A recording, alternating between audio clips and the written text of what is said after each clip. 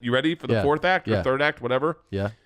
We block it so that we don't have to come home. And then at the end, we've got to come home and save Earth. Earth? Wait. Why do we have to go back to save Earth? 100%. Cheers.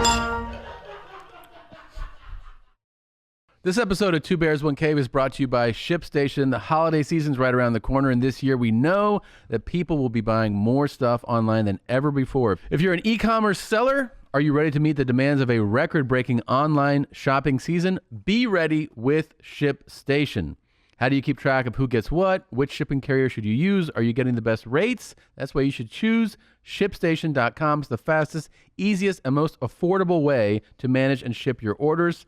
Help get you your orders out quickly, save money on shipping costs, and keep customers happy. No matter where you're selling, Amazon, Etsy, your own website, ShipStation brings all your orders into one simple interface. Right now, Two Bears, One Cave listeners can try ShipStation free for 60 days when you use offer code CAVE. Make sure your business is ready to meet the demands of a massive online shopping season. Get started at ShipStation.com today. Click on the microphone at the top of the homepage and type in CAVE. That's ShipStation.com. Enter the offer code CAVE. ShipStation.com. Make ship happen. Oh. Well, that was a nice way to start the podcast, Bert. I drank wine last night. No, wait a minute. Hold on. Yeah. What kind? Fitvine. But by the way, I wish that they weren't a sponsor, so I didn't feel like a shill every time. I really enjoy Fitvine. Guess what? Fitvine and Snoop's wine are my two favorite wines. Oh, that's great. I believe you on both. I didn't know that Snoop made wine. Oh yeah. Yep. Oh yeah. If you were to pitch Snoop's wine, you're like, imagine what a dude who liked the flavor of blunts would do if he had a vineyard. Oh yeah. Is that good? It is. It's actually awesome. So which type of wine though? Like, were you drinking a cab, a Pinot? What'd you have last night? Last night was a cab. I think it was a cab. I've been drinking. Snoop only makes a blend, I think. Okay. And then were you jogging while drinking this, or just watching the debates? Watching the debates. That's a little tip of the hat of where we are. Yeah. Watch the debates, and they were really good. They were really. It was really promising, spot on. And it was uplifting. And the nice thing was, I think it kind of restored the dignity that some people felt was slipping away. I was like, I'm proud of these guys. My favorite quote I read about the debates was, "Wow, Trump lets Biden talk more than Tom lets Bert. Bert lets Tom talk." And I was like, "Wait, is that what I sound like?" A little bit. He was just shy of like pussy. Yeah. Pussy. I mean, it was a shit show, man. It was a real disaster. It was embarrassing to watch. My dad was livid this morning. He was like, they called Obama unpresidential for wearing a khaki suit. Can you believe that? It was crazy. Khaki suit. It was crazy. And they didn't stick to like the, you've agreed upon debate kind of rules. And they just threw it away. It was embarrassing. The only thing we have so much we want to talk about, but we should probably talk about the poll I put on Twitter. Yeah, so what you said, why wait? And then right? Yeah, because I'm getting ready to go to tennis, right? And I'm thinking, sometimes it's like, content-wise for me with Twitter, I try to stay out of fighting with people. Yeah. And so I just will say like, would you rather hit a walk-off home run or a hole-in-one? Yeah. And then see what people say, and then I like reading people's responses. Yeah. I put why wait, and I put Biden and Trump and put it in a poll. Mm-hmm. And by the way, we're going to talk about all this shit. And so I go to tennis, I hit it, I go to tennis, I get done tennis, and Biden is up 58%. 58%. And I went, which, by the way, I was shocked because I was like, I thought it would be 50-50, 100%. I thought it would be 50-50. And so, but Biden's up 58%. I'm like, oh, kind of, that's interesting. I didn't expect that. And by the way, I didn't know that I thought my fans were 50-50 too. I didn't know my fans were more liberal leaning than right leaning. That's odd. And so then at like 2:00, Trump makes a run. I mean, the kind of run where you're like, holy shit, did someone get a hold of this? Like, that's the only thing you think is then all of a sudden the scales have swung and Trump's up 58%. Then he's up 62%. Then he's up 65%. And he closed out at winning it at 72%. Now, I understand as someone who realizes that just a few hours ago, Biden was up. I go, something must have happened. But that's not what happened. What did happen? I went to my comments and I saw. I hate to out us, but we are both left-leaning gentlemen. I'm a lifelong registered Democrat, as I'm certain you are too. Our Democratic friends were horrific. They were like, you're a fucking racist. You're a bigot. These are your fans. And I'm like, first of all, I don't give a fuck. I really don't give a fuck who my fans are. I don't give a fuck who my fans vote for at all. I really don't. I kind of wish that I had those Trump retweeters. Those guys fucking go crazy on the retweet button. But this is the engagement stuff? This is the engagement. So what happened is, I found this out. The bots got a hold of my tweet, right? Mm-hmm. So the bots then farm that out to all their tweet, put it on their thing. They're only followed by Trump. How do you know that? Like, because I have a company I pay to do analytics, and these are the analytics that came up. It had 1.8 million impressions, which is a lot for a tweet. Okay. What's the one media view? I have no idea. I don't know what media view. Do you know what media view means, Nadav? Let me Google it real quick for you. So what's crazy is it at the time that Biden was up, it had like 350 retweets. Mm-hmm. And when Trump took over, the bots, when the bots took over, all of a sudden it was. I remember seeing it at 12,000 retweets, and I went, "That seems like a lot of retweets." I've never had something. Yeah. The only thing that I've had that much engagement on is when I asked about relationships with dogs. What about with your music video? Nope. No. When I asked about something about fucking dogs, the place went nuts. Apparently. What did you ask? I have no idea. Is it cool to fuck a dog? No. All my analytics guys said, apparently you tweeted something about relationships with dogs. So is that the company's notes at the bottom there? Yeah. It says it's pretty interesting because it looks like the bots fed it to the MAGA community, and then they took it and ran with it on the other two tweets. Organically. Okay, on the other two tweets, you got 5 to 10,000 profile clicks and a couple new follows. Yeah, and so look at this.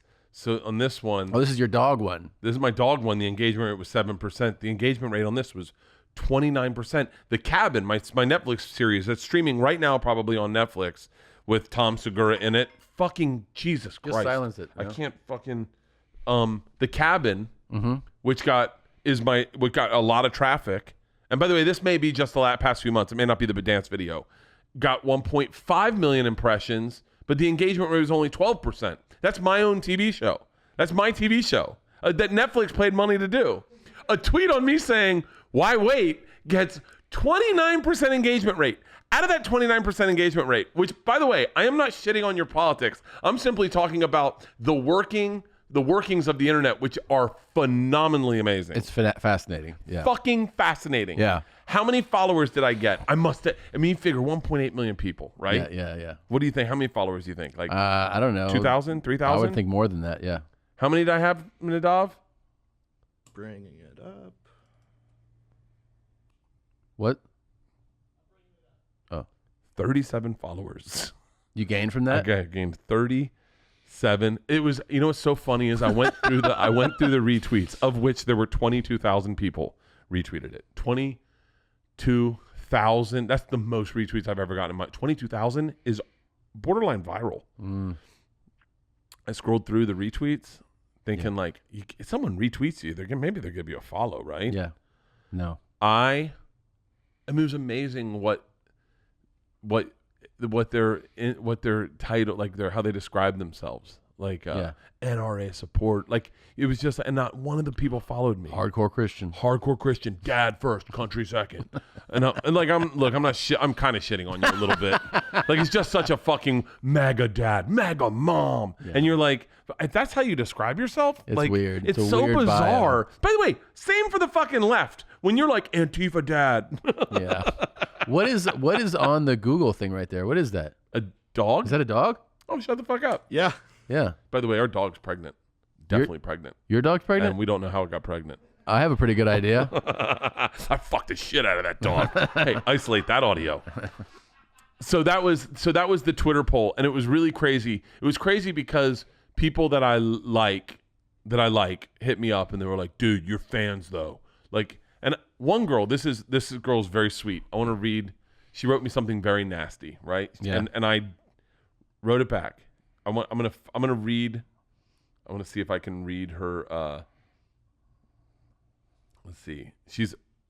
She wrote me and said, seriously disgusting, seriously let down in you. These are your fans. These are your fans. And I went, This is someone you know? yeah, I know. Okay. I don't. And I went and checked her out, and she doesn't follow me. So she has found this tweet, and she doesn't follow me. Right. But yeah, she's commenting on this tweet as if she's one of my fans. And I wrote back, hey, is it possible that people that don't follow me found this tweet like yourself?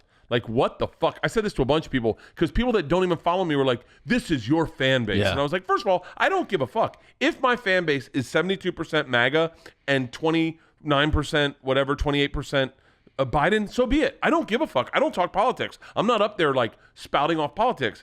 And then I wrote to her like, that's fucking kind of rude, like, and stupid and short-sighted. How dare you blame me for something that you don't follow me, and then you found it, but now you're commenting because as if. And then she wrote back, yeah, genuinely sorry, man. I'm really sorry about that. Like, I love. Oh my god, did I tell you about the dude? Oh my god. Did I tell you about the dude who left the shittiest fucking comment? I'm going to edit myself a little bit. So I found out that on Instagram, I thought when you hit the microphone, you're doing a text to dial, right? Yeah. Like you're going, hey man, I'll call you later. And then you let go. And then it puts text in there. It doesn't. It sends that as a voice message. On Instagram? On Instagram. Wait, in a DM? In a DM. Okay. So I did not know that. That is really important. What'd you do? Oh, buddy. I fucked up big time. Well, who did you send it to? Like, watch this. This is Jonah Ray, right? So when you go to the reply, I guess you can't, and you go, and you see this microphone right here. Well, I'm not going to say what he says to me. Yeah. You go like this. Hey, Jonah, I'm showing Tom this new function on the thing. Thank you for your message earlier. I really appreciate it. I'll talk to you later. Or, no, I won't. I'm sorry. I'm not paying attention. This is a fucking shit show. Thank you, Jonah. Bye. It just sends it. It just sends it. You see, it just sends it. So now that horrible fucking thing, there's no editing it. It just sends it. Okay? So you just sent it. And now I'm sending a voice. God damn it. I'm all over the map. So this guy sends me a nasty fucking... Couple guys. One guy sends me a nasty message. About this still? Just about all this. And I go, hey man, like, just so you know, like, it has no representation of anything. This is on the line. The bots got a hold of it, and then the Trump supporters got a hold of it, and I don't give a fuck, by the way, also. And then he calls back. I leave him that voice text on that, and it sends immediately. And I'm like, that's not what I wanted to say. Like, I thought that I was going to be able to edit that. And then immediately he replies back, and he's crying. He's voice? In his voice, he's crying. He's like, I've had the roughest fucking week, man. Like, the fact that you replied. It goes away. So as soon as you do it, then they disappear. Like the ones, do you see this voice text I sent to Rogan the other day? Yeah. It gives 2 minutes and then it disappears. Mm-hmm. So I can't play it. Or maybe I can. I don't know with those. Anyway, my point is, I did that to a couple people, and the amount of shit they're going through in their life when they send these negative things is mind-blowing. Like, mind-blowing. I bet. And so the fact that someone would reply to you and you just caught them when they happen to be crying, you're like, oh, that feels good. I got it. You not really?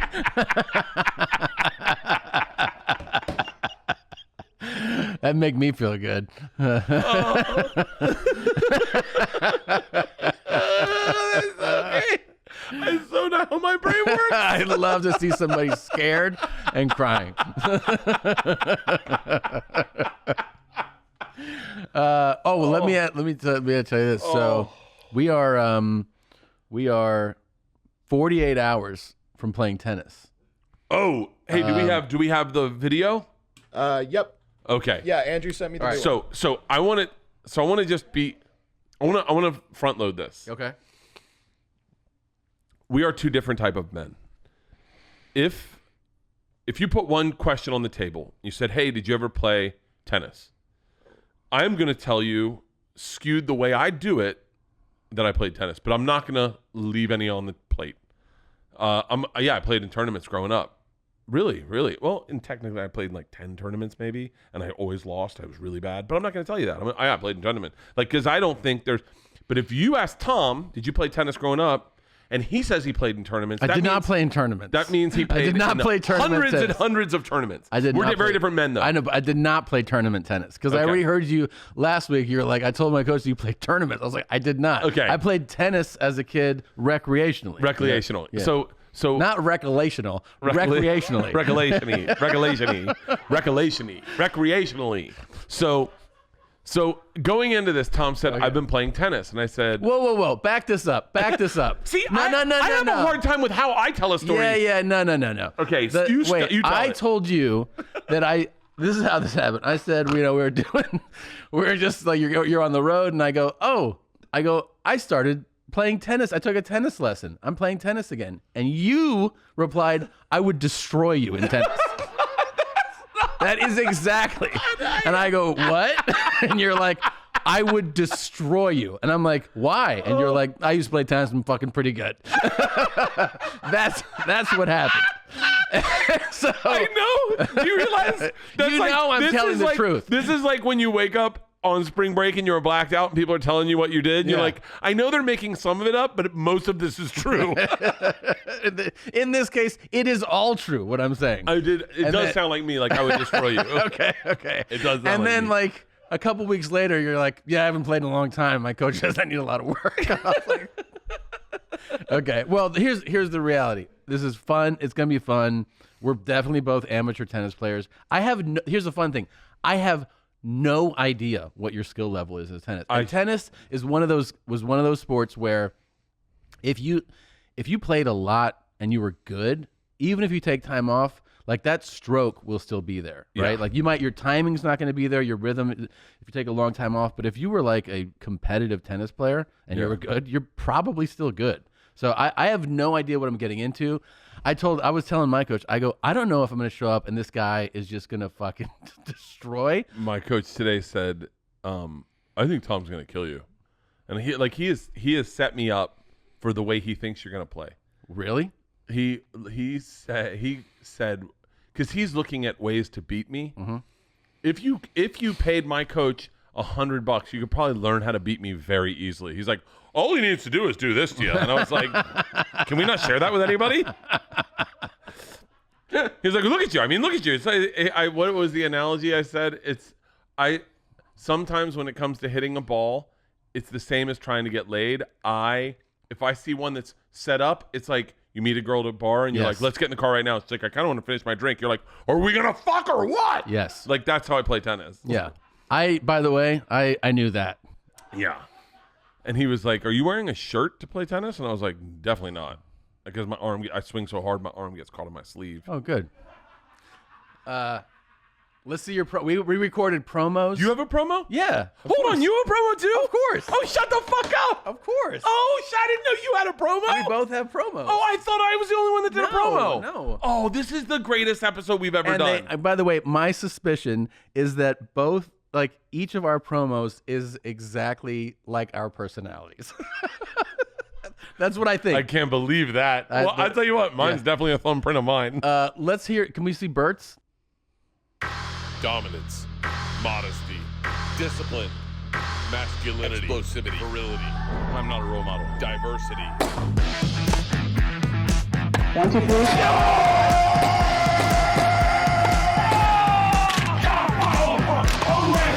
If you don't write checks, how do you pay these guys? Straight cash, homie.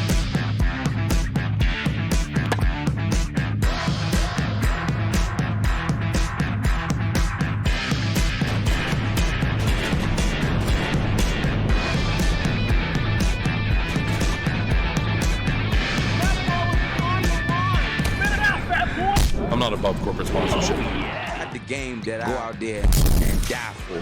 I am the machine. Tremendous power, tremendous speed of foot. What did we just see?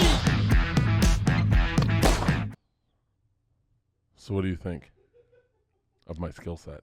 I think we're going to be actually a good match. Really? I do think so. Yeah. Really? I mean, I think we're probably like similarly matched. I think so. I can't wait to see your video.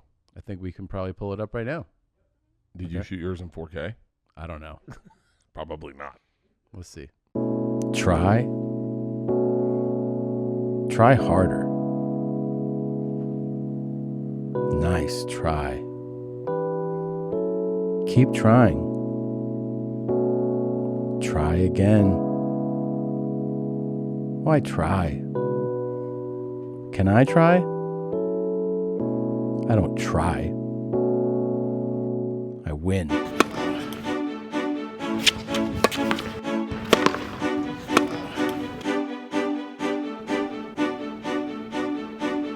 Fuck you, Bert.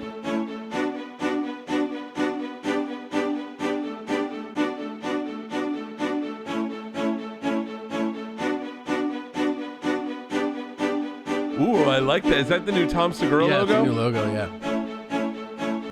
So there you go. Those are exactly our personalities. Those are definitely our personalities. Those are definitely our personalities. What do you think of my skill set? I love that none of the balls were hit to you. They were just dropped to you. Let me see Tom's backhand again. Two-handed, not bad. I think we're probably evenly matched. That's what I was saying. This would be fun. Yeah. Yeah. Yeah, let me see Tom's again. That's not... Oh, That's yeah, not- yeah. Try harder. You don't have to play the whole thing. I like it. Yeah. I want to see your skill set. Yeah. It's hard to... So we have Josh Potter as our lines judge. Yeah, and we have Kevin Christie as our ump. Nice. And, yeah. Some people are going to stop by. Who's stopping by? McEnroe, Pete Sampras. Can we get Kirk Fox to come by? Look at this. That was just dropped to you. I love this. I love it. Yeah, you like? Wham. Yeah. I bet there's going to be a lot of us not getting to the ball.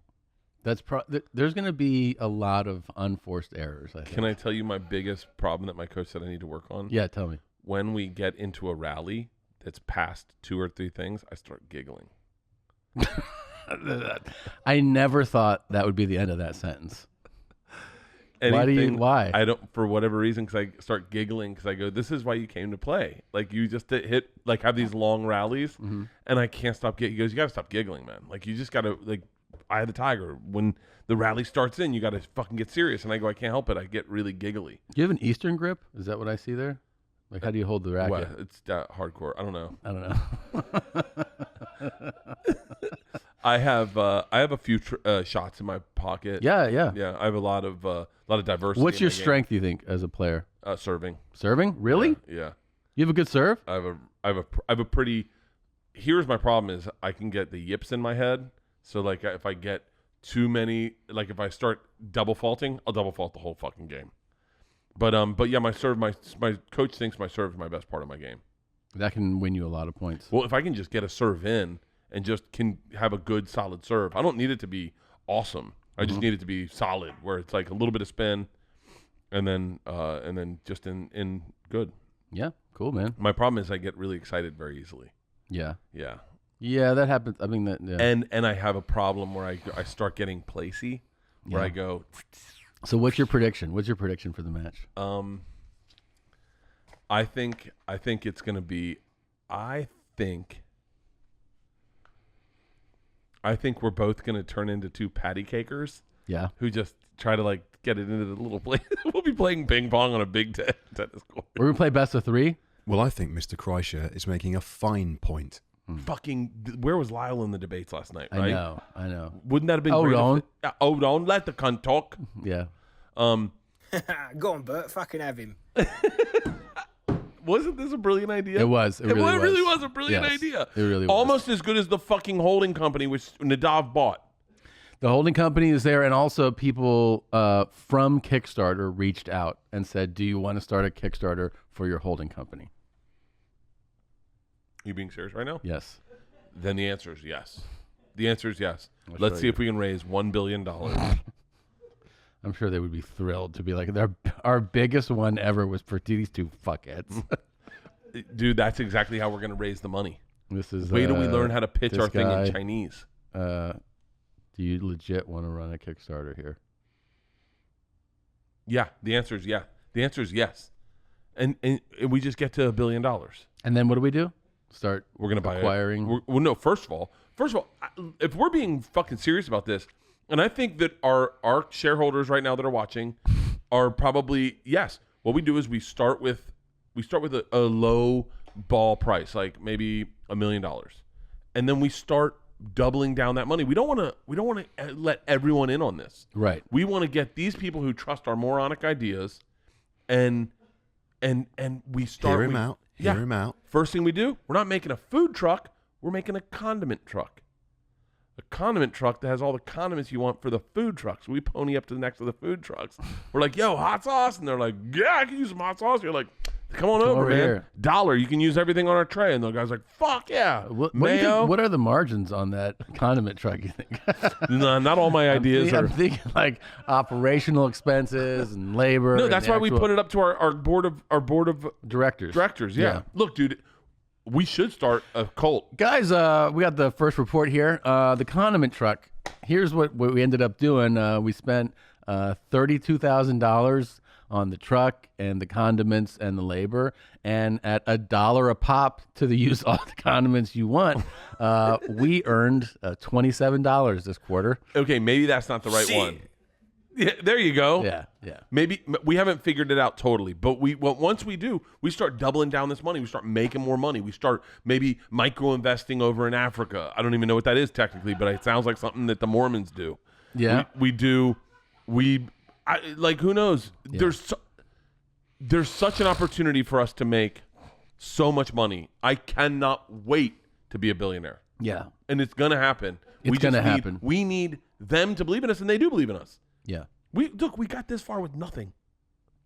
It's pretty crazy. If you were going to gamble on two dudes in the entertainment business with, say you have $100 in your pocket and you're like, hey man, I'm not going to miss this $100. But if I invest in Tom and Bert, I know that this silly $100 that I was going to waste on booze has the opportunity to be $1 million for me. Yeah. Actually, you're starting to sell me now. Yeah. I don't know if the math works out there. Yeah. I don't know how many $100 are in. I wish you could place a bet on somebody in entertainment to see if, like, you know what I mean? If you go like, oh, this person. Let's do it. Yeah. That's what they're doing. They're betting on us. Who would you bet on right now? Me and you. No. Like, that's not me and you. Oh. Who'd I bet on? That's a good call. Oh, Chris DiStefano. Yeah. Andrew Schultz. Yep. Norman. All the young New York comics right now. Dylan. Tim Dillon. All the young New York comics, I would bet on all of them because I think they're really hungry and they don't give a fuck. Yeah. Like, they're willing to fly across country without a mask to do a podcast. That's what you need. Like Sam Morril. I would bet on all those fucking guys. Yeah, me too. Giannis Pappas. Yep. They're all funny as fuck too. This episode is brought to you by Hims. You know, my co-host wears a hat, and it's for a reason. Nope. It's sad because he is mostly 99% bald, like a lot of men who lose their hair by age 35. Once you've noticed thinning hair, it can be too late. Do you want to wear a hat every time you're on camera? Or do you want to take care of yourself and maybe have some thick, flowing, luscious locks like moi? So, how do you handle it? Go to forhims.com, a one-stop shop for hair loss, skincare, and sexual wellness for men. It's time to write a new chapter, one in which you have hair. No snake oil pills or gas station supplements, prescription solutions backed by science. Skip that awkward doctor's visit. Just go online. Right now, our listeners can get started with their first month free. Go to forhims.com/bears. That's forhims.com/bears. Prescriptions require an online consultation with a medical provider who will determine if a prescription is appropriate. Offer valid only if prescribed. 3 months minimum prescription. Additional restrictions apply. See website for full details and important safety information. Remember, that's forhims.com/bears. This podcast is brought to you by MeUndies. MeUndies believes that comfort is not what's touching your skin. It's about feeling comfortable in your own skin. This isn't a Michael Myers movie, but it's almost Halloween, which means you can now match your undies to the spookiest season of all time. MeUndies has launched 3 new Halloween prints: cats, blood, and or skeletons. They've got something right up your haunted alley. I love MeUndies. I work out in MeUndies. I'm not a big underwear guy when I wear jeans, oddly enough, but I love working out in MeUndies. They are so comfortable, and I don't even put shorts on top of them. They're kind of like my workout clothes. MeUndies grows on trees also. Seriously. They're made from irresistibly soft natural fibers sourced from beechwood trees. That means that they're microbial. It's not only just super soft, but breathable, light, and impossibly cozy. That's some serious comfort. Everything MeUndies does is to help you feel truly comfortable from head to toe. And right now, get 15% off your first order and free shipping if you go to MeUndies.com/bear. That's MeUndies.com/bear. I would bet on like if you said here if you're being real about this, if you said I am Bronfman, sounds like a rich person's name, right? Mm-hmm. Bronfman, Leonard Bronfman owns a liquor company. Okay. I got $10 million. What do I do with it? I would definitely double it down on me and you because me and you have the cachet to be able to make something. Yeah. We could make a fucking movie in a heartbeat. Can I tell you my latest pitch for a movie? Yeah. Ready? I need artwork for this. If someone can make artwork for this, we can crowdfund this on Kickstarter. Okay. Make our own fucking movie. Here's the pitch. It's a working title. It's called Fat Astronauts. Okay. Okay. Me and Tom are sent to space because they're going to start building moon colonies on the moon. But, right, they want to know how many to build, and they're going to sell them to regular Americans like me and Tom. So they send us up to the space station with all the things we like. Booze, food, weed, porn stars. And they're like, we want to see if your lifestyle translates to space living or if you die. Right. And we get up there and we find out we fucking love it. We don't want to come back. We sabotage it so they can't get us out so that we're locked up there. Do we go up there with porn stars or they send the porn stars later? Dude, we're on the rocket. We're drinking cocktails. We're like in the space shuttle or whatever. I haven't worked out like the whole logistics of it. I'm in on this, yeah. It's like the movie Away. The new movie. Is there like that scene too when we go to NASA and they're like, are you guys here to like fix the toilets? Yeah. And then we're like, no, they're sending us up. And then they're like, you're way too fat to be sent to, like, you have to be in really good shape. And then like a higher up goes, it's a new program. We're sending real fat people up. We're sending fat people with drinking problems up there. We want to most see Americans are like these guys. Yeah, so, this is most Americans. And if we're going to make space colonies, we're not going to sell it to athletes. And then we're going to sell it to people who want who have plantar fasciitis and want some weight off their feet. And one of the engineers has to turn and be like, but these guys are way too fat for this. And they're like, it's okay. They're probably going to die. Houston to Space Shuttle 2. Is Tom there? Yeah, this is Tom. We're getting a reading that there's cum everywhere. Yeah, I've been jacking off a lot. Sorry, I didn't know where to put it. I've been blowing it into the walls. We're sending porn stars up to help you out. So, fat astronauts. And then, you ready for the fourth act or third act, whatever? Yeah. We block it so that we don't have to come home. And then at the end, we've got to come home and save Earth.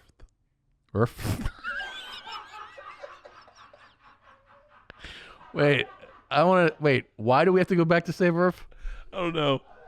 You know, it'd be really we gotta sad. get in shape. There could be a funny scene. I got thought of a funny scene. You go like, Houston. And they're like, what? And you're crying. And you're like, Tom killed all the porn stars. And you see floating like hot porn stars, but they're dead, floating around. You're like, your camera's not on, and you see me lick my thumb and wipe blood off the screen. And I go, there's blood everywhere. I need to know where the wipes are. Fat astronauts. Fat astronauts is funny. See, the thing about, you said this to me when you started, when we were doing a live event, right? Yeah, October 15th. Yeah. Once you realize that the live event is us to consumer and no notes. Yeah. You really kind of get an opportunity to do whatever the fuck you want. Yeah, we have Mistress Melody coming in here.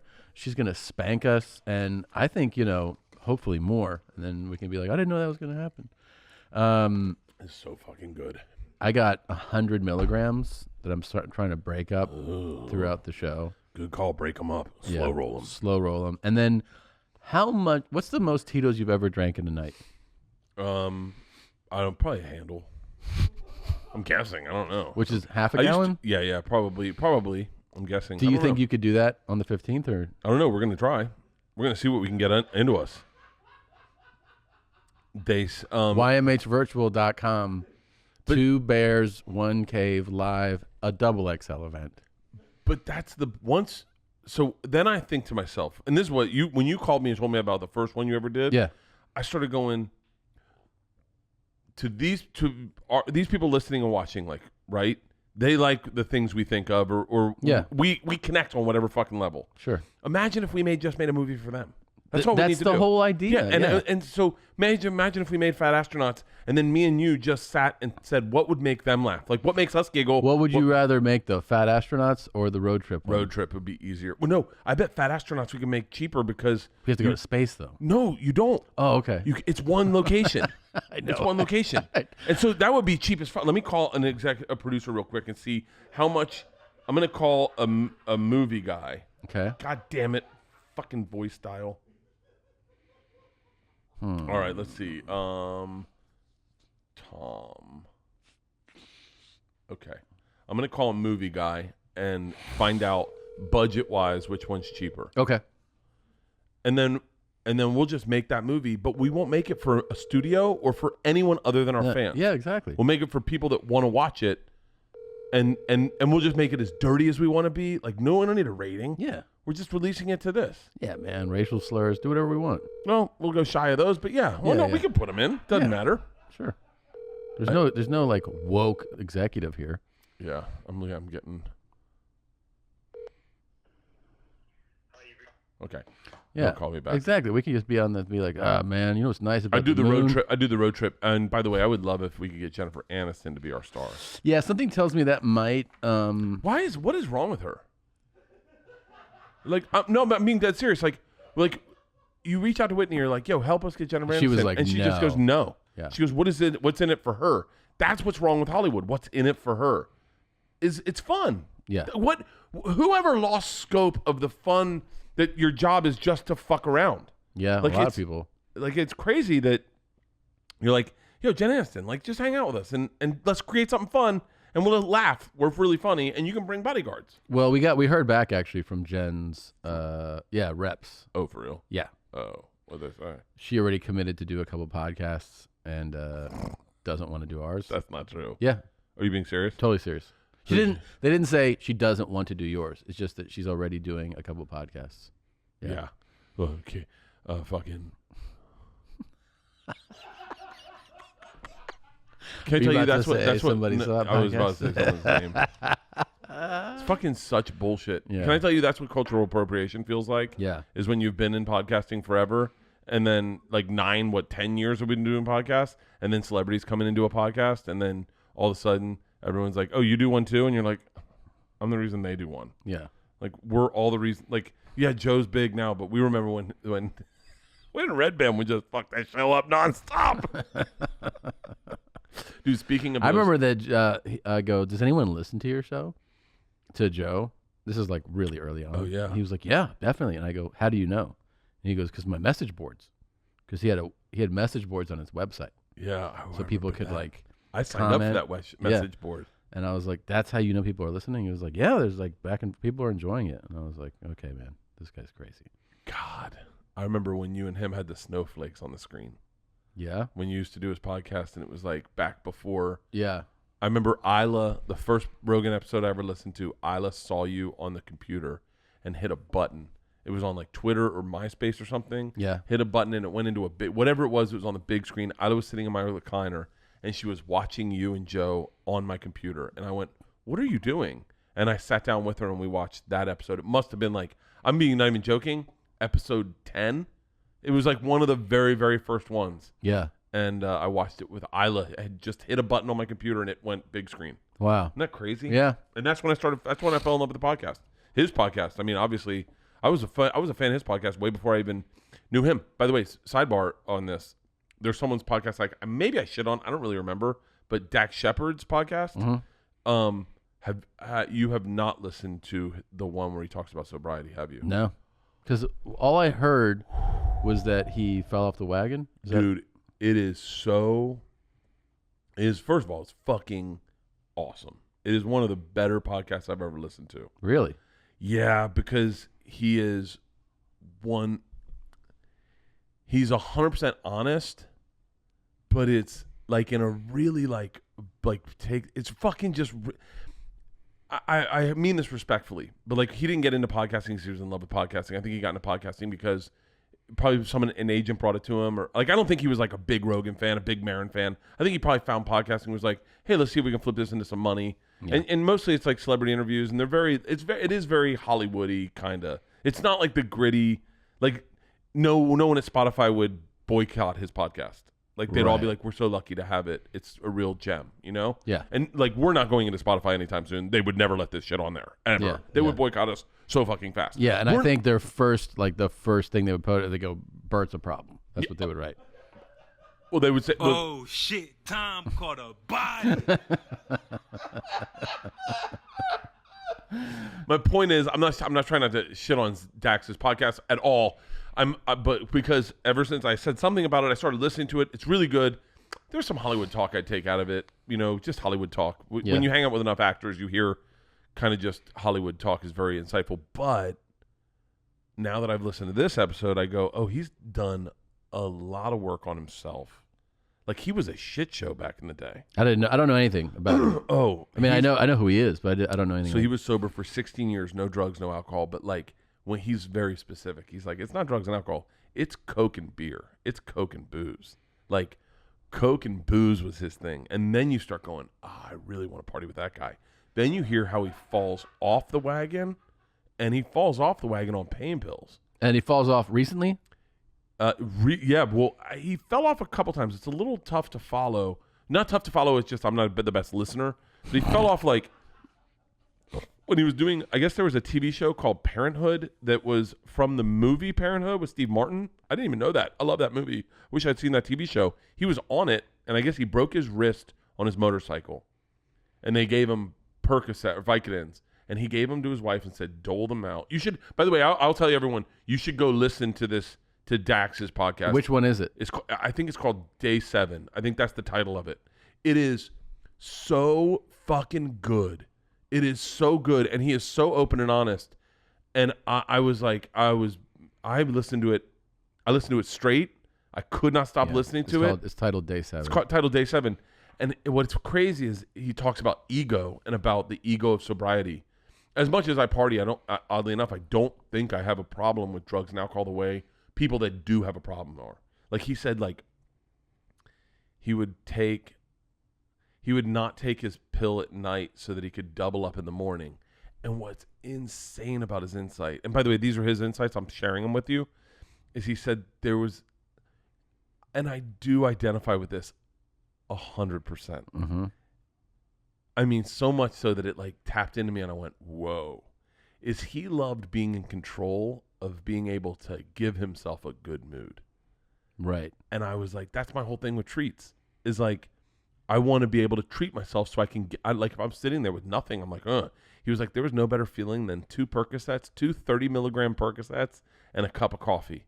And I was like, oh my God, yeah. Now God, I can feel that buzz right now in the back of my head going down my neck. And he was like, what he said another thing, he goes, it's not the Percocet's supposed to just take away the pain.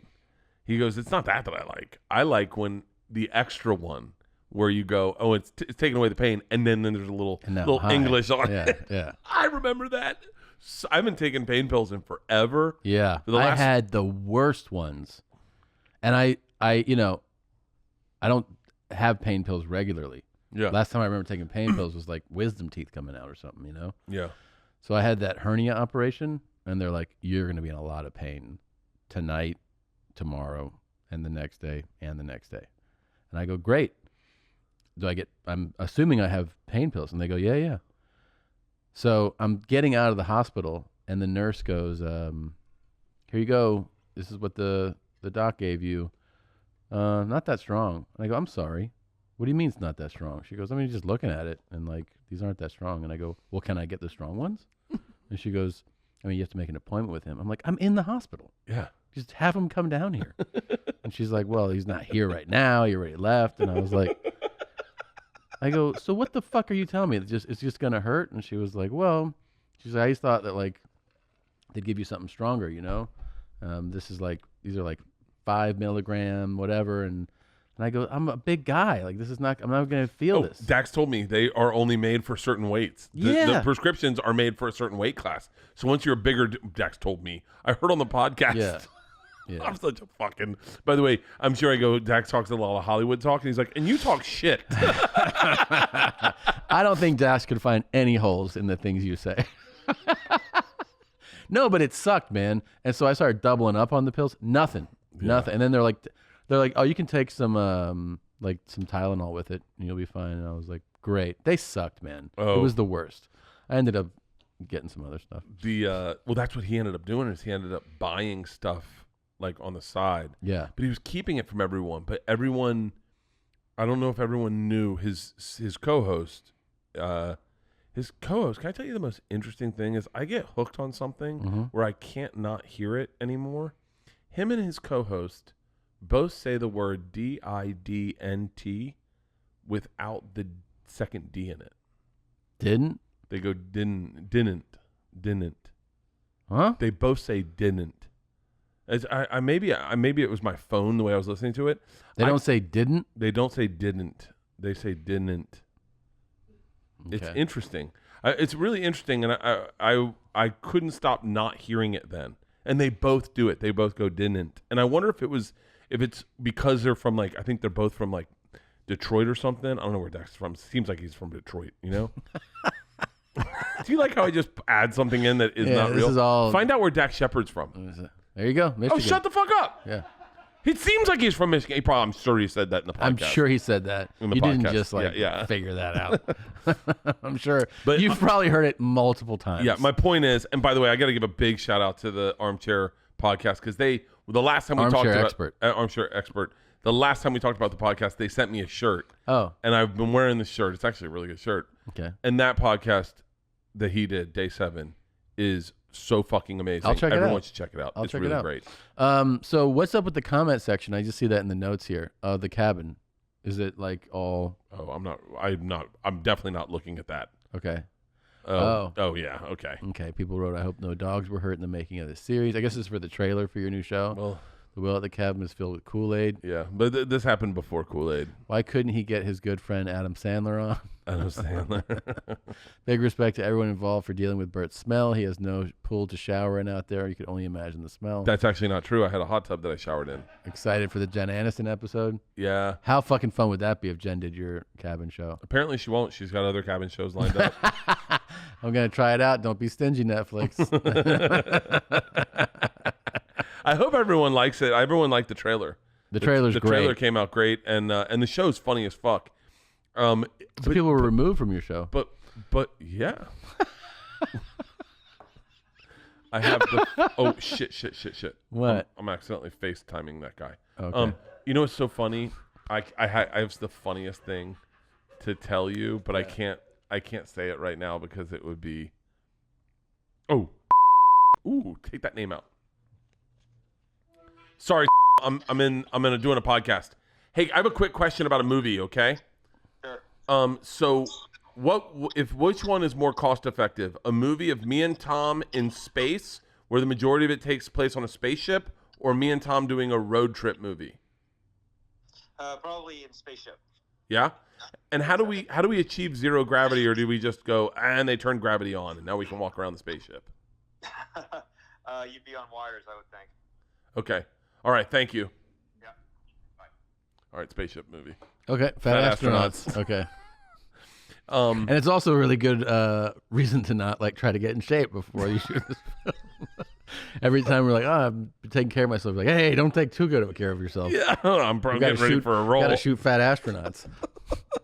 So we might need to gain weight to make it funnier. By the way, I'm not opposed to that at all. Yeah. I've already pictured. What if we show up like fucking 295? Imagine how funny we could make this movie for just the people watching. Like, if the only expectation was our fans. Yeah. We could make how many? Okay, so movie ticket costs like $20, right? I don't know how. I haven't bought let's say 15, right? In major cities. $15. Yeah. I wonder if we could get. We have 1 million views on YouTube, but we're not going to get all those million. What if we could get 500,000 people to pay $10? Then that's $5 million. We could make a $5 million movie. If 500,000 people pay $10, that's $5 million. That's not $5 million. No. How much is it? I think that's like 50 million. This is how we're gonna make our billion. Right? This is the kind of math that makes us billionaires. Aren't you glad you're a part of the holding corp? No, it's $5 million. You're right. Yeah, it's $5 million. Shit. It's a good thing we got me on this team. I know. Speaking of money. Fuck, that's not enough money. No, shit. We need, so we need. Because the budget, even if we make this, low budget, it's gonna be a few $1 million. How much do you think we could raise off a Kickstarter to make a movie? I guarantee we could get $10 million to make a movie on Kickstarter. And then if we give those, everyone that chips in, we give them points on the movie. Oh, that's not a bad idea. Yeah, you don't want to do that. Ah, shit. Yeah. I mean, I'm not good at math, obviously, but we don't want to do that. Yeah. All right. I want to talk about money because you like certain good things. Okay. And I don't. I don't. Certain things just I don't get into. Like I'm not really into cars. I'm not really into you're not really into cars, but I did get a dope ass car. And so okay.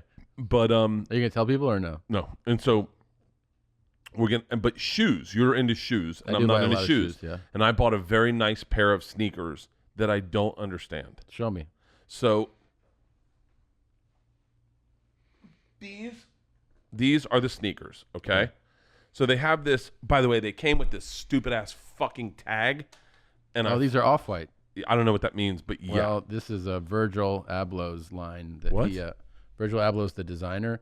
So he got like a lot of notoriety when he started. He did like. Are you making this up right now? No. He did like Kanye's, all his early covers, like College Dropout and all those things. And then he went on to start Off-White, and he's also Louis Vuitton's like design creative director and stuff. So he does like a lot of like, what's it called? Like, what's it called when you work with somebody else? I can't think of the word. Collaboration? Yeah, he does a lot of collaboration stuff. But this is like his specific tell is like, he writes these, these things on the shoe, and then these tags are part of. You're supposed to wear the tag. That is ridiculous. I think it's kind of ridiculous too. But yeah, he does things like the quotes, shoelaces. That's all Virgil Abloh stuff. Yeah. For real? Yeah, these are. I imagine Listen to Tom, he motherfucking brilliant and shit. These I imagine were probably pretty expensive. They were $700. Jesus. Yeah, $700. But you saw that and you paid $700? Well, no, doesn't seem like you. I was drunk. Okay. All right, now I'm buying it. And I just found out what Stadium Goods was. Okay. And so I'm looking at shoes, and I was looking for stage shoes. And considering that I only wear... Those are good stage shoes. I would only wear jeans, and that's it on stage. Yeah, and shoes. I thought maybe I'd class up my shoes so that it looks like I tried. Yeah. So I bought these shoes. You spent $700. Okay, yeah. I don't know what an expensive shoe costs. Well, I'm just saying. It just feels very not Bert, but then you said you were drinking. I was drunk, and I looked at it, and I was like, I like the color of the shoe, and I saw the tag. I didn't know the tag was going to come on it. I know what an Off-White is. I know that. Yeah, but I didn't know you're supposed to wear the tag with it, so I just took the tag off. That's what like the fashionistas would keep this on. Right? Yeah, and then how'd you take it off? I just slid it off. You just untied the lace. Oh, I got you. Yeah. Instead of cutting it, I almost cut it. Well, you could. Well, then I was going to sell them. I was going to sell them back because I don't want them. You don't want them anymore? Well, no. I'm wearing them today for the first time ever. Do you like them? They're really comfortable. Dude, they look dope. They're really comfortable. I don't know about this shit. Yeah, but I mean, look at them. Those shoes look dope as fuck, man. Yeah, but like this is silly. Like what is a little this? Bit. It's like the weirdest looking shoe. When I think I would just like. You're a fashion guy now. I think I would just like. I want to just take out this stuff. I met Virgil Abloh the day he got his Louis Vuitton appointment. It was all in the news and stuff. Who is Virgil Abloh? Let me see a picture of this dude. He's a I'm gonna guess how old he is right now. Close your eyes. I'm gonna guess. What do you think he looks like? He's French. He's got white hair. Uh-huh. It's balding. Uh-huh. And he is 54 years old. Okay. And he's got a white shirt on in the picture I'm gonna see. Okay. Open your eyes. He's black. Yep. I did not expect that. Yep. At all. That's him. Virgil Abloh. He must be Haitian. Don't know. Don't want to comment on that. But I'm guessing. I don't know. I really don't know. So he's like a designer. Yeah. Oh wow. Yeah. It's so funny the way I pictured him was not this, and so that makes sense that he would wear these. When I was like a white guy made these. Like, that didn't make sense. Now that I see now him, it all I'm makes like, sense. Well, now I'm like, oh, they do. Now they are cool. Once a black guy makes them, I'm like, okay, they're dope now. He's pretty dope.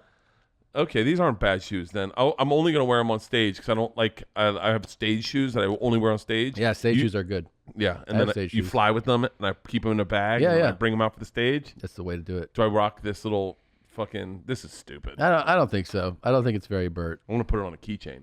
Do it so people know that I like fancy shit. And then Virgil will be like, good idea, Bert. Virgil Abloh. What an interesting fucking name. Can you look at his Type in. I wonder what. Can I tell you the shoes I really want? Yeah. These are the ones I really want. I would never spend this much. They're the Nike SP Dunk Tiffany's. No, I just wanted to know like his wiki and stuff. Ooh, I'll follow him on Instagram. How much is he worth? American designer, Louis Vuitton, Chief Executive Officer. Yeah. On the label Off-White. What's that cool fucking name? He's from Rockford, Illinois. That is He's not 39. Haitian. He went to the University of Madison, Wisconsin. What a great fucking school.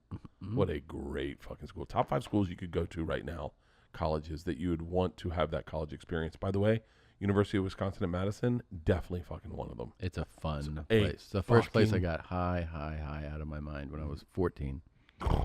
Yeah. I would like to go. I'd love to go Ohio State.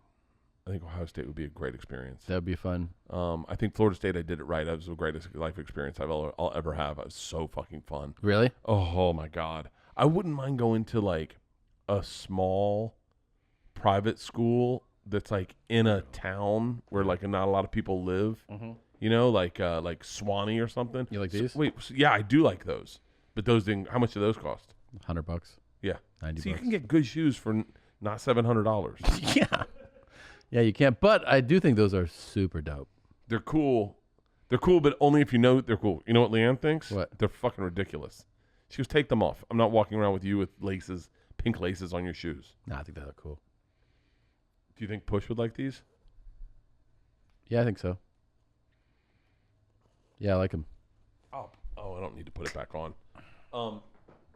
Yeah, I'm not a big. I feel like I have a hard time spending money.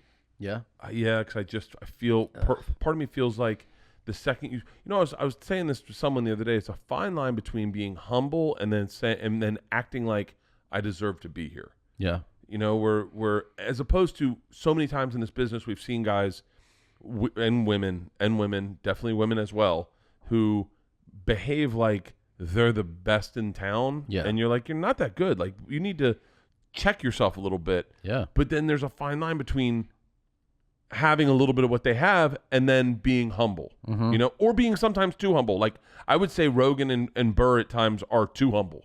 Like Rogan is, I remember Rogan telling me one time he wasn't famous. And I was like, okay, let's, because I was telling him I was famous. He's like, bitch, you're not famous and I'm not famous. And I was like, first of all, you might be right about me, but you're fucking definitely famous. Yeah. And by the way, I'm famous because I know you, okay? But there's a fine line, so I have a hard time spending money. I just don't want to spend money because I'm afraid that if I spend money, then I look like I'm gonna, and then people get a reason to laugh at you when you fail. Oh, because you spent your money. Oh yeah, look at this fucking guy. Just bought this, and now look at him. But then you do spend money. I do spend money. You got those shoes. You got a new car. You're building another house. It's got robbed. Yeah. Yeah, it got robbed. What happened? Can I tell you? Do you think they were like, we'll teach Bert for spending all his money? No, it was Leanne that spent the money. They took all our appliances from your new house. Yeah, and they were just installed appliances. No, they hadn't been installed yet. We just ordered them. They're about to be installed in like a couple days, and I imagine it's probably pretty expensive. It was pretty expensive. Yeah, it was really expensive. Yeah, but insurance covers it. Not saying that. But this is like new ovens and fridges and all that stuff and great ice maker. Yeah, great. You know I love fucking Kool-Aid. If there's one thing I would bet that you have an awesome order on, it's an ice maker, bro. Yeah. I spent extra money on this ice maker because I wanted a certain type of ice. Big fucking spender over here. I want a certain type of ice. What kind of ice? Popcorn ice. You like popcorn ice? Yeah, like the kind that you get when you go to the kind you go to like a restaurant. You know the drive-throughs that give you a styrofoam cup and you get the popcorn ice. Yeah. Oh, dude. Is that an expensive machine? It was. It's gone now, and I could. It's on back order, so I can't get one. So I can't get fucking popcorn ice cream. Stop putting popcorn ice cream in there. Yeah. What kind of man eats ice cream? Yeah. It just auto-populates. I know. Popcorn ice is fucking the best.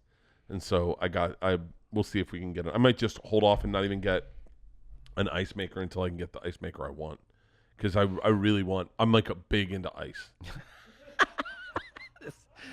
Please. There's nothing. Please isolate that. There's no. I'm big into ice. There's nothing better than like. No, I didn't think so. Wind your neck in, bruv. listen to the machine. Thank you. When you make like a big cup like this, right, and you fill it with ice, and then you pour like a soda in there, the soda's that much better. Yeah. I'm a big cocktail guy, right? Cocktail, there's nothing worse than going to someone's house and they're running out of ice. And It sucks. Mirror, mirror on the wall, what is the best brand for my balls? Manscaped, of course. Hold up. Is that a nose pube?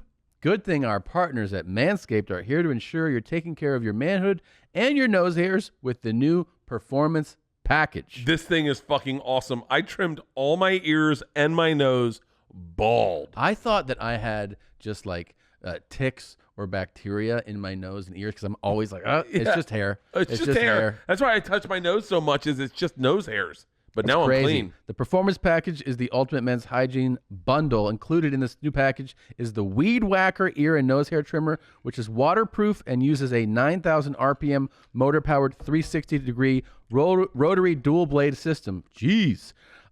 Incredible. Look, fellas, 79% of partners polled admit that long nose hairs is a major turnoff. Why not use the best tools for the job here? The bundle also includes the Lawnmower 3.0 trimmer, the best trimmer on the market for your balls, butt, and body. Get 20% off and free shipping at manscaped.com/bears. That's 20% off with free shipping at manscaped.com/bears. What are you waiting for? Go whack your weeds. This podcast is brought to you by Whoop. Whoop is the best fitness tracker wearable I've ever had in my entire life. Right now, I am just ending my strain coach from today's tennis session. I had an 8.8 on my strain, which it told me I should be working out at an 8 based on my sleep last night. I absolutely love Whoop. If you don't know, if you want to get to know yourself on a deeper level, it's a fitness tracker that provides personalized insights to your body's recovery, strain, and sleep with actionable feedback in real time. Know when your body's recovered and it needs rest, and know how much stress your body should take on to work out and how strenuous your day is based on the sleep you had the night before. The insights Whoop provide are next level, and it's the best fitness tracker I've ever used in my entire life. And it can tell you how certain behaviors like CBD, drinking caffeine, drinking alcohol, then diet impact your sleep and recovery in a way that's personalized so you understand how to better optimize your behaviors. And for anyone looking to build a healthier, smarter habit, Whoop is a no-brainer. It really is a no-brainer. For our listeners, Whoop is offering 15% off with the code BEARS at checkout. Go to whoop.com, that's WHOOP.com, and enter BEARS at checkout to save 15% off. Get to know yourself on a deeper level. Unlock yourself with Whoop. Can I tell you, I'm going to name one comedian who does not believe in ice, who does not have ice in his house. Try to guess. Does not have ice in his house. Wait, the way you're saying it makes it sound like you're talking about Sebastian or something. No. But you're like, dude, does not have ice no. in his house. Sebastian's got the best ice in town, I bet. I guarantee you. Like, look, think about this. Ready? Yeah. Think about let's name off comics that would care about the kind of ice they had in their house. Okay. Meaning, like, they'd be like, oh, yeah, first of all, I've always got ice. And I got different kinds of ice. And I got good ice. I guarantee you, Sebastian Maniscalco has the best ice in town. Probably. I almost want to call him. I thought you were leaning into an impression. I want to call him right now. Do you have his number? Yeah. Let's call him and see if he cares about ice. And if I call him and say he's going to be like, the fuck? You call him. Because I think... I don't think I have his number. I have his number, but I don't save it. Here, that one? Is that the number you have? He also changed numbers 3 times. This one? I have... Jesus. No, I don't. I don't have that one. Try this one. No. Try yours. I think mine's new. Okay, then. Wait, when was the last time you talked to him? You talked to him recently. No, it wasn't recently. And it's also the 3rd number he's given me. Oh, I don't have that number. Well, but I'm saying you might have the right number. Okay. By the way, this might be Sebastian Bach.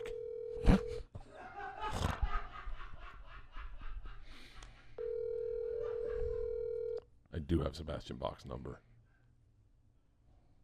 What have I already? Yeah, what's up, baby? It's not. It's going to voicemail. All right, you try the new number. You try it. No. He's going to be like, what are you calling me about ice? But if you call him, he'll be like, yeah, Bert calls about ice. Let's see if that's I have 2 numbers for him. Try this one. No. Why not? I've already psycho called him. No, you didn't psycho call him. Right now he's got another phone on his table ringing. He's like, God damn it. Who the fuck is this? Call this one. That's what I thought you were doing. Shut up. Oh. Just dial it. I'm looking at it. All right. What if he answers? He's like, "How'd you get this number?" What the fuck, bro? When I don't pick. Did you put it in right? Yeah, I think so. Stop saying the numbers.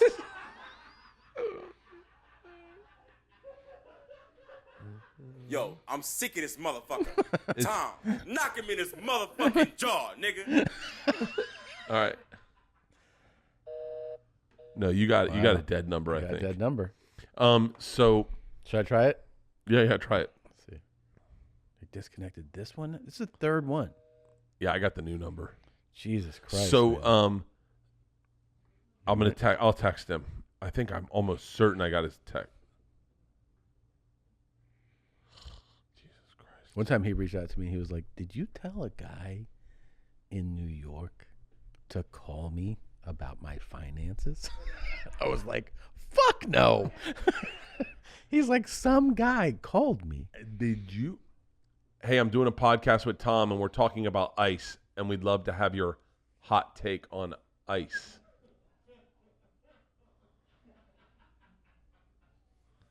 All right.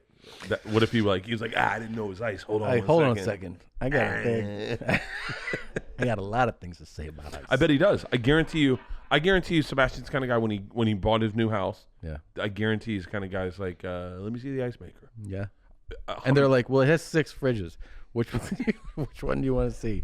So guess the comedian who did not. I went to his house to do a podcast. Yeah, I want to know. He didn't have ice. And he's like, I don't believe in ice. And he was like, oh, you need ice? And I go, you don't have ice? And he was like, why would I need ice?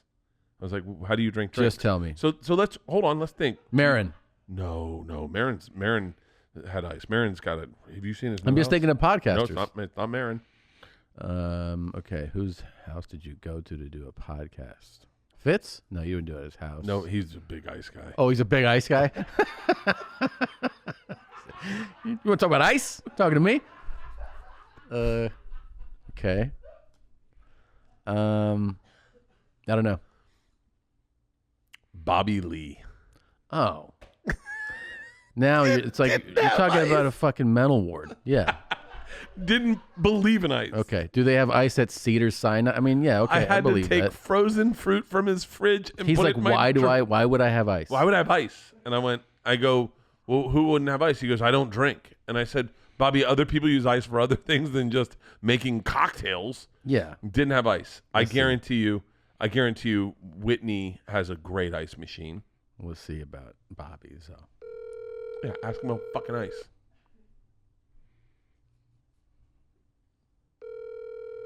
He won't answer. Oh, you think he's awake?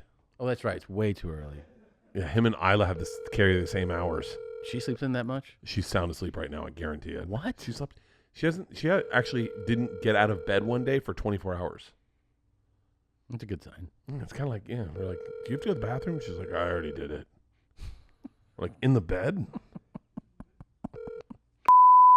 God damn it. I don't have Bobby Lee's number. Theo wouldn't give a fuck about ice.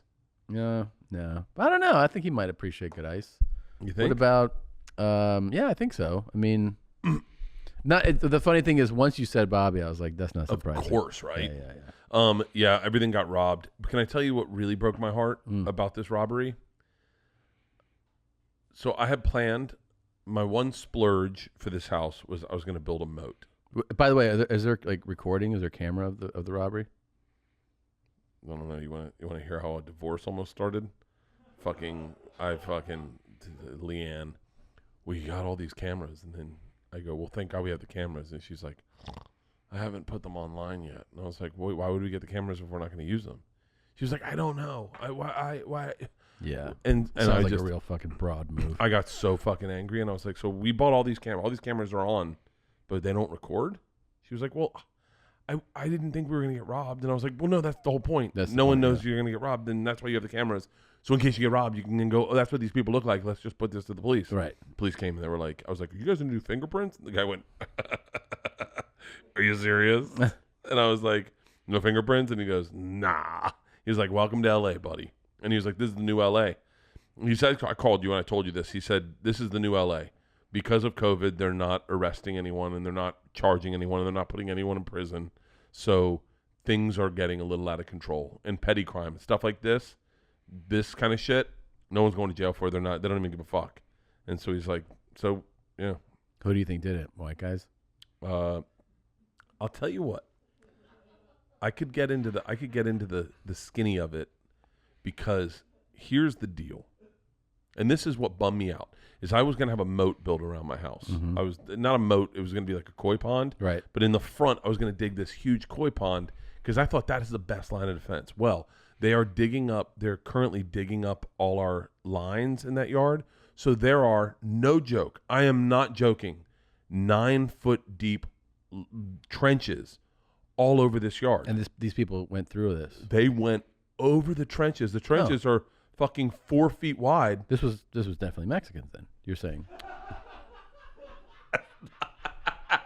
Is that what you're saying? It had to be someone good. Great fucking point, Tom.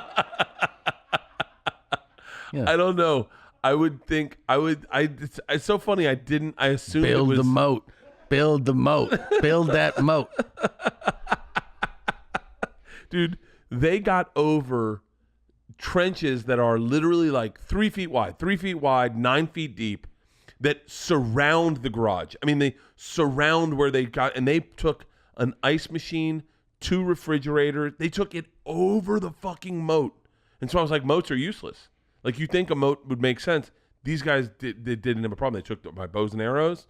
I bought bows and arrows for the girls. We've been shooting bows and arrows. They took 300 or 1,000 arrows. I think I had 1,000 arrows, 2 bows. I had fucking all this shit in the garage, and they just went through. You feel violated when you get robbed like that. You feel so violated. And I was angry, and everything was spinning apart. I told you about some of the stuff in there that like fucking shit falling apart.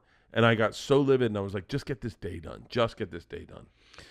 Can you tell me, to end on a nice note, what's going on with this mural that I saw a little shot of? What's happening? Where is this? This is in Zany's, Nashville, and if I'm not the back side of the club, I on the side wall. They're doing murals of comedians, and I think, if I'm not mistaken, they're putting you right next to me. Really? Take a look. That's you. That's Eddie Murphy. I think it's you. Nadav, who does that look like, Tom? I can see a bit of a resemblance. Yeah, that's Tom. Bald head, big nose. You got your nose off a little bit. That's a good one of you. Isn't that good? And they got your fucking catchphrase on your hat? 100%. I love that they made my teeth a little white. Yeah. They didn't go multicolored? Snoop told me I need to go. By the way, I spit bars to Snoop, and he fucking loved them. Oh, yeah? Yeah. And I told him, I said, I almost signed a record deal. I almost did sign a record deal. You know that, right? No. Oh, yeah. I got offered a record deal. By whom? Where? When? Big New York company. How long ago? This is a few months ago. And why would they offer you a record deal? Oh, because I spit bars. Hey, Tom, shut the fuck up. Let Bert speak. He's got a point here. Listen to him. I'm going to take these away from you.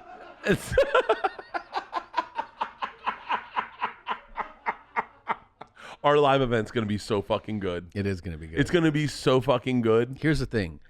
We're going to be drunk and high. And what we should do is we should also block certain people from being able to watch it. How do we do that? I don't know. Like, I'm going to give you a few emails that end in TBS. Yeah. And you block those. Get rid of those. We'll have good ice here. We're going to have a good time. Oh. Ooh. Put that on the list. You need to get some good ice for the event. We need good. And by the way, multiple types of ice. Don't just get one bag of ice. Shout out to North Hollywood Ice Company. There you go. Reach out to them about wanting to jump on the live show with different types of ice.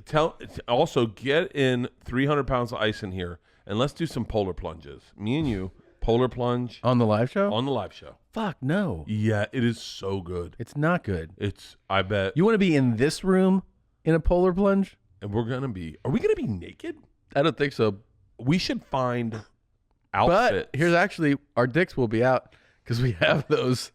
We got vibrating dick sleeves to see who comes faster. And actually, normally I would say we'd have to hide it, but we can actually just put them on in front of people. Well, I think it's good. Can I tell you I had a dream that we put butt plugs in each other? Doesn't have to be a dream. We could do it.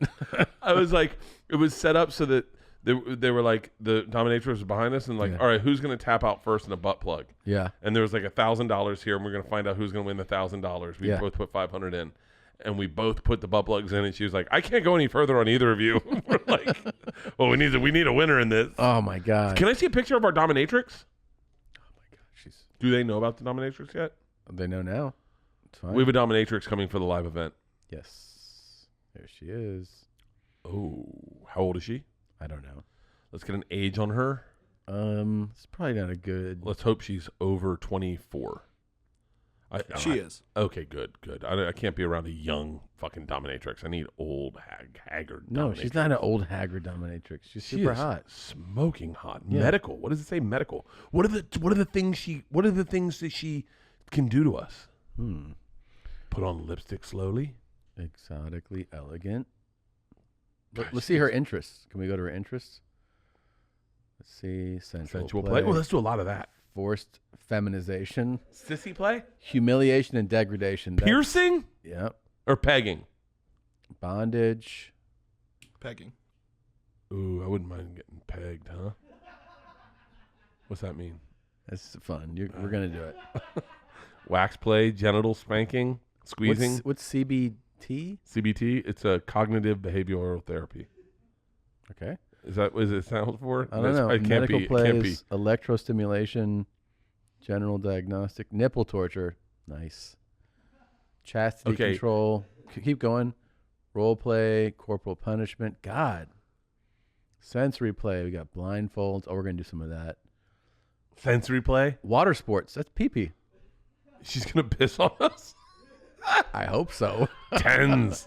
Is that like the dozens? I don't know. Electrical This simulation. definitely seems like a lot of fun. Go to her, scroll back up and go to her gallery. She is gorgeous.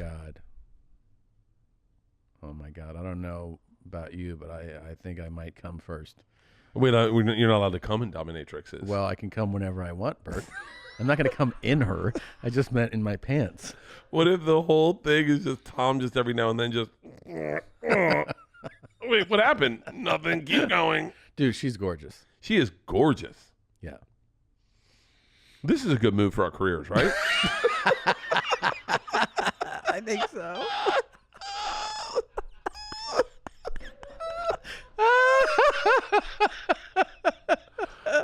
Should we run this by our wives? Shut up. You know what would be great? What? Is if we got our wives to come in and they could torture our genitals. Oh, yeah. Like as this lady pisses on us. We're going to lose her. She's going to see this and be like, I'm not fucking pissing on these guys. Why not? She's on your site. Where would you let her? Where would you let her pee on you? What do you mean? Like if she was like, okay, I'm going to pee on you. Pick a place. Wherever you want. No, not my face. I'm not going to pee on my face. That's probably the first spot I would ask for. How long is her stream going to be? How long can I hold my breath? Hopefully a long time. What if she had just like had one of those morning pisses? What if she just like ate like a fucking pound of asparagus? Just farting on you? Just so you know, I have an IUD. A fart box seems like to be the worst type of thing to be into. You know what I mean? Where your head is locked in there. Somebody just sits and farts in your face. That would be so gnarly. So we gotta really come up with, is she gonna torture Nadav? Oh, that's what we should have.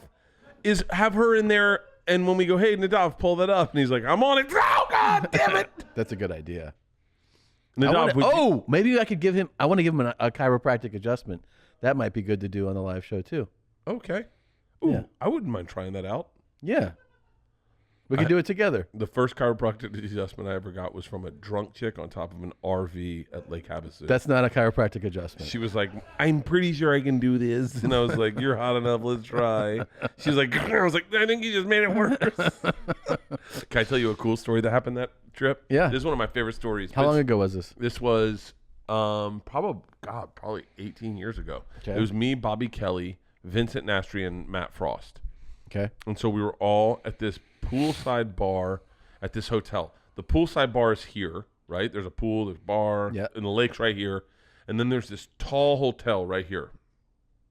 And so I am sitting there having a beer, and all of a sudden I see this beautiful woman in a red dress, like a red kind of sundress, on the balcony. And I look up, and she's looking at me, and she waves, and I wave. And then she goes, shh. And then she lifts her dress up and shows me she's completely naked underneath it. And then drops it back down and goes, shh. And I'm like, oh, God. I want to tell everyone, but I don't want to. And I'm like, Bobby, take a look at the girl in the red dress. Just look at her. Somebody look at her. And they're like, what's going on? And then I looked up, and she was gone. It was like one of the coolest things. I always want to. His story's not as good as it being there, you know? Yeah. No, it definitely wasn't. But I also thought that it was going to end with you going up to her room or something. No, I never could close deals on stuff like that. No? No. Is Lake Havasu? Yeah. Anyone that wanted to fuck me, I was like, gross. Wasn't that crazy? Yeah. I needed to have sex with people that I didn't think liked me. Like I wanted to turn them. Yeah. You know, like I didn't. So somebody who was kind of reluctant to do it? No, that sounds a little rapey, but like if she said no a bunch and like fought me, then I'd be like, oh, that's what I'm into. No, I'm saying like someone who just was like where I felt like it was out. No, where I felt like I had to work for it, where I like had to show my personality. Not someone who's just like throwing themselves at you. If there was a chick that was like, I remember one time a chick was like, hey, we're at Yanni's in Tallahassee, and she was like, so we going to my place or your place? And I was like, gross.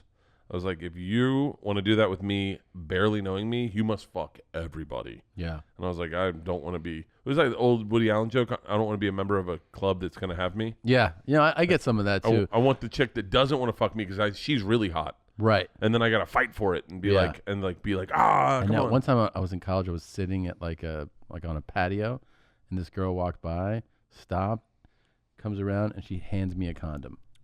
I was like, she goes, we're going to use that later. This is like how she says hello. Oh, I like her. Yeah, kind of. I like her in your story. If she did that to me, I'd be like, Well, I was like, this is a super whore, you know? Yeah. Like she's a mom now, probably. Oh, for sure. But that's not gone in her. Super whore's not gone in her. Yeah. Like what happens when you're a super whore mom? Hey, let's get anonymous submissions from super whore moms. I like it. Okay?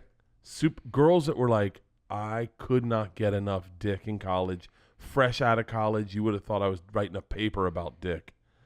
And now I'm married, and I have to suppress that. Or is it in your past? Or is it in your past? Like, and you're like, I don't miss it. Is it just a phase in your life?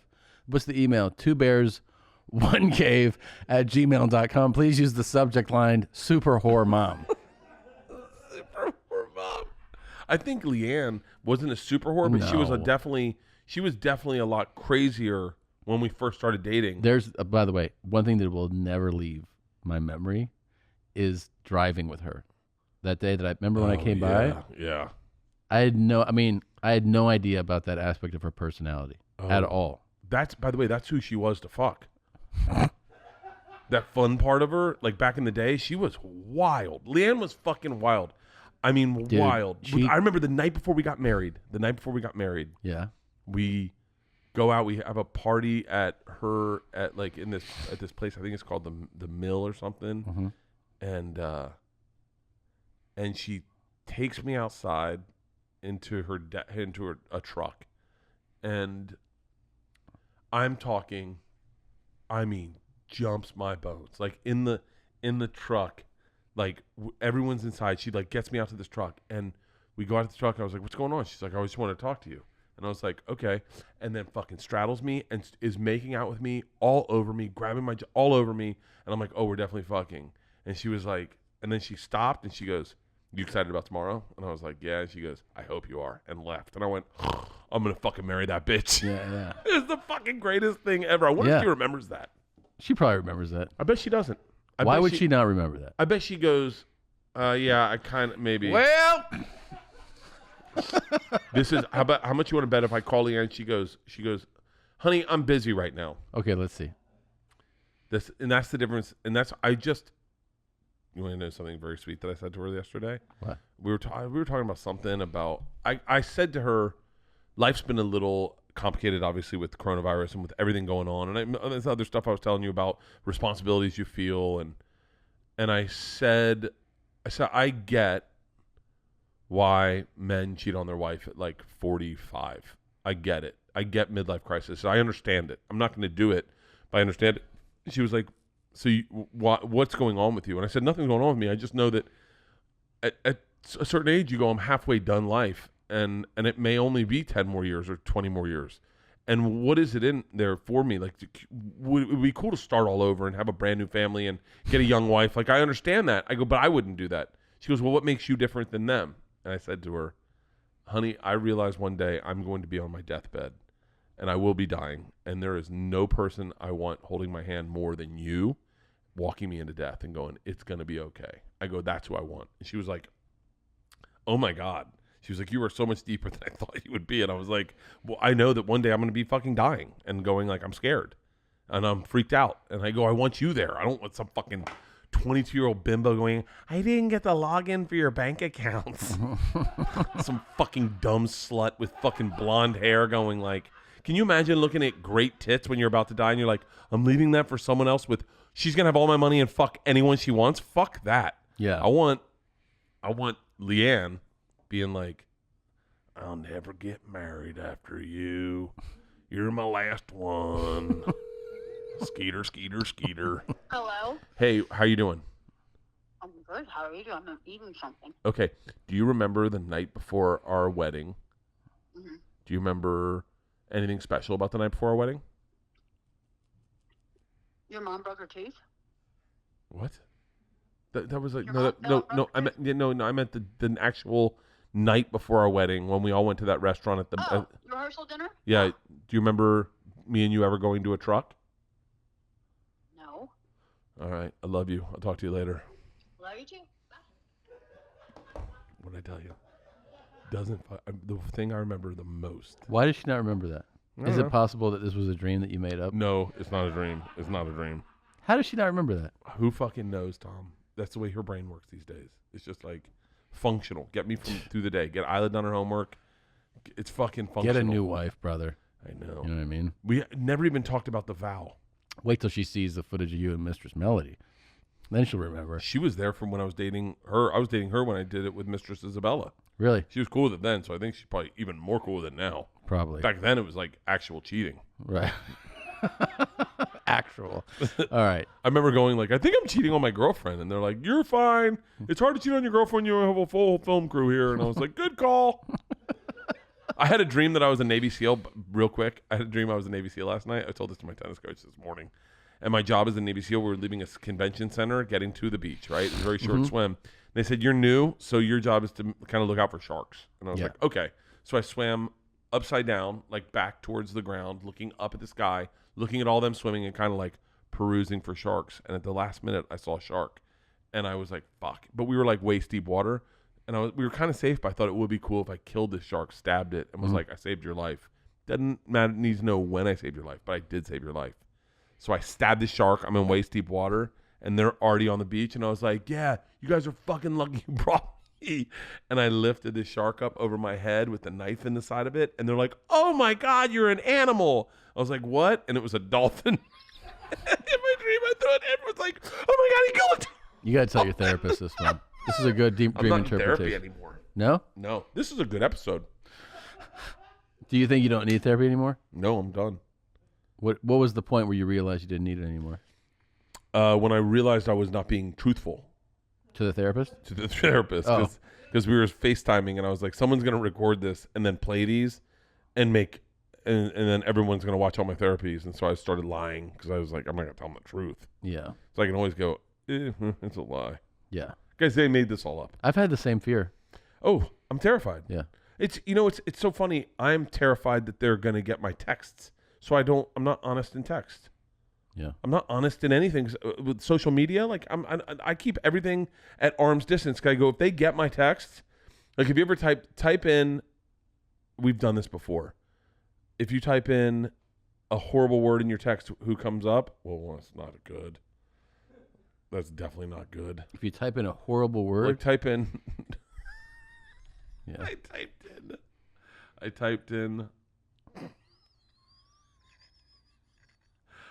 in a horrible word, and look who types it the most. Oh, yeah. So I am always cognizant that someone could be recording me. Really?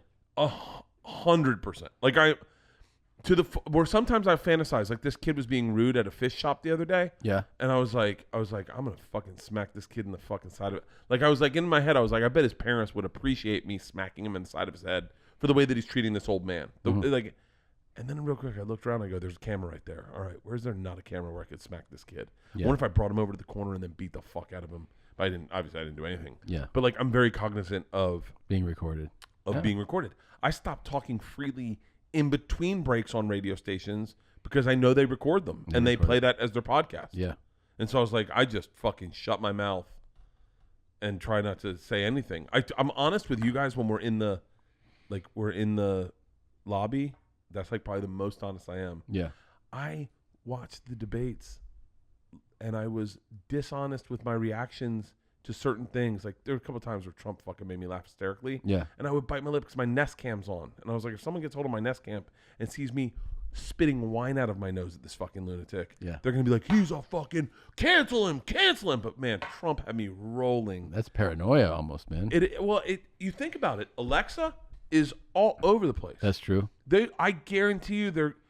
And then remember that time that Amazon was like, oops, when somebody's conversation was sent to them or something. Remember, it was like recorded and sent, and they were like, "Oh, there's something in this thing that we didn't program right." Dude, like, what if I found out? What if I said, and who's to say they haven't put this in there? And by the way, why wouldn't they put this in there? When you watch that, have you watched that Netflix documentary about social media? Yeah, the Social Dilemma. Yeah. Social Dilemma, and then you start going, yeah, they're humans that made this, and the humans are also really brilliant, and they can put these little Easter eggs in there that you don't know about. Yes. What is it until the day that they walk into your house and they're like, are you guilty against crimes against Trump? And you're like, excuse me? And they're like, I just watched The Hunger Games, which is so paralleled into what's going on right now in our country. It's insane. But where they go, Trump gets reelected, and he goes, that does it. I'm taking everyone to jail. Go in and hit their Alexa and see if they've ever said anything negative about me. And they walk in and they're like, abracadabra. And Alexa's like, I'm here. And you're like, what the fuck? And they're like, Alexa, how many times has he said something negative about the government? And they're like, 170 times. And you're like, Alexa, what the fuck are you doing? And she's like, I'm on their team, Bert. And that's our show today. By the way, no by the ways. I'm talking political lately, and I hope I'm not. Trying not to. Thank you guys for watching. Thank you for listening. Don't forget, 2 Bears, 1 Cave Live, a XXL event. Snoop's not replying about cocaine. I think he's not cool with me saying that. October 15th, it'll be, is it 5 p.m. Pacific? Yes. 5 p.m. Pacific. YMHvirtual.com. We're really excited to do it. I will be coming off the road. Yep, just to do it. Back from the road just to do this one podcast. And I'm excited. And also, good luck on Friday. We'll have fun playing tennis. Oh, yeah. Yeah, in 2 days. All right. We'll see you guys soon. Bye. I love you. Tom. Love you. Bert and Tom and Bert. One goes topless while the other wears a shirt. Tom tells stories and Bert's the machine. There's not a chance in hell that they'll keep it clean. Here's what we call 2 Bears, 1 Cave. No scripts, a bit of booze, amateur partology. Dirty jokes, raunchy humor, no apologies. Here's what we call 2 Bears, 1 Cave.